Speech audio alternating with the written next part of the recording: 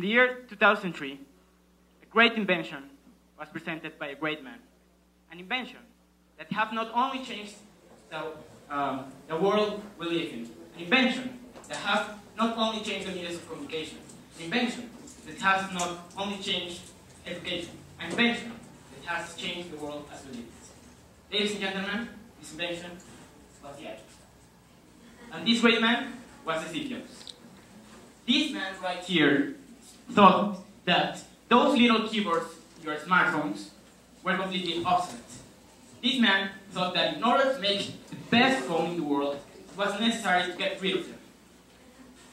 That the best phone had to adapt to the different situations, and so with it, we have to get rid of the keyboard. And so we changed from these obsolete cell phones, which those keyboards, to these new ones.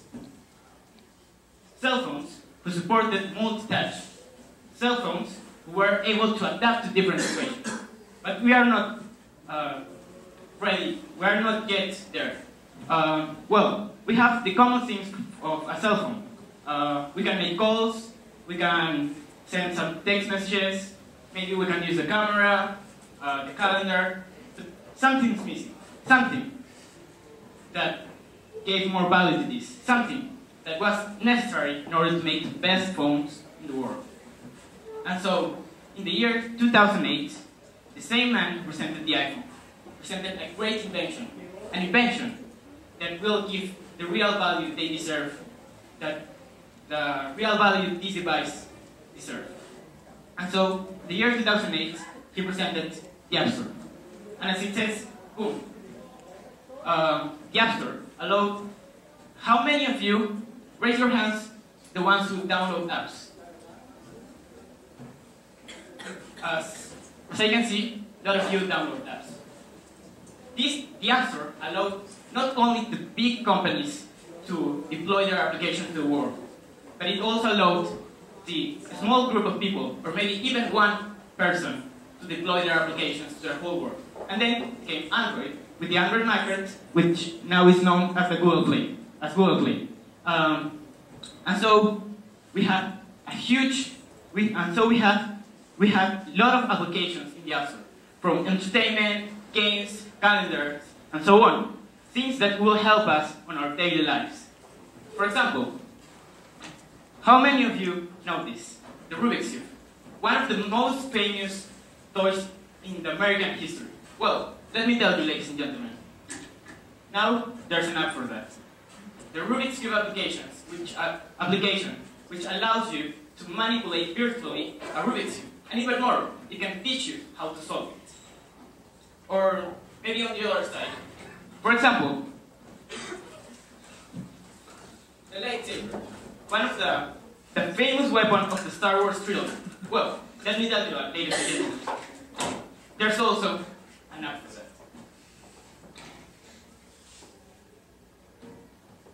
As you can see, there's an app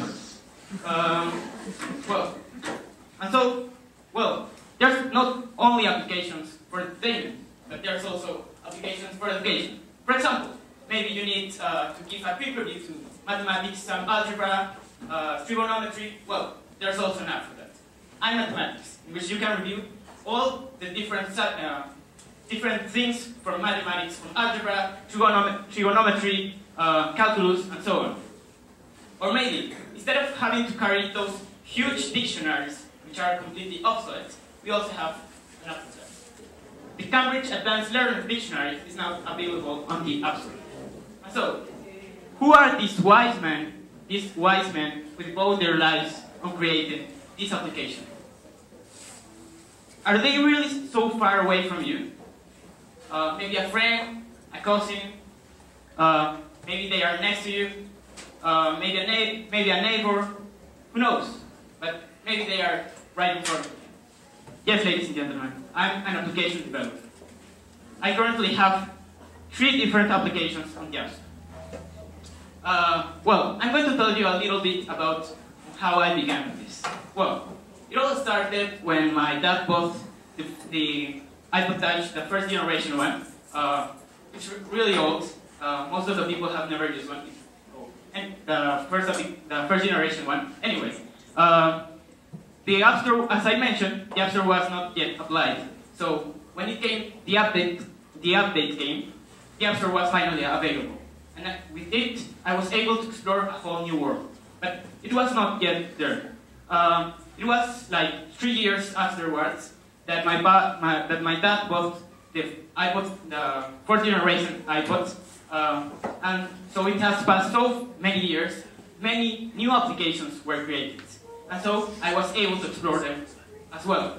But in this case, I asked myself a question: who are the ones who create these applications? And with a quick Google search, I realized most of these people are maybe just a small team or even one person.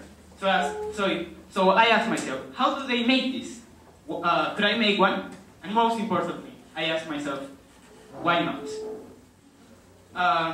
So I gave a quick Google search, and I came up with this webpage. I asked my dad for the $100 for the enrollment. I have the software development kit in order to create my application. And coincidentally, it was summer vacation. So I used all of this time and my previous knowledge in order to create my applications. Currently, as I mentioned, I have 3 different applications on the App Store. But not just me. Plenty of people have applications. Not just the huge companies that rule the world have applications on the App Store. But also those small groups of innovative people who create applications. Applications that doesn't only have an impact on my life, that doesn't only have an impact on your life, but have an impact in the life of everyone. Thank you, ladies.